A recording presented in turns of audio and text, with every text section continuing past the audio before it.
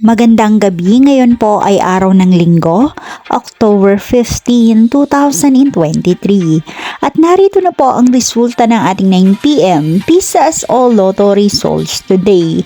At para po sa draw natin ngayon ay ang Ultra Lotto 658, ang Super Lotto 649, ang 3D Lotto, at ang 2D Lotto. Para po sa mga bagong nanonood, huwag niyo pong kakalimutan mag-subscribe sa aking channel at pahit na rin po ako ng notification bell para updated po kayo lagi sa aking mga bagong upload. At para naman po sa update ng ating Lotto winners, ipinopost ko po siya under our comment section. Maraming salamat po.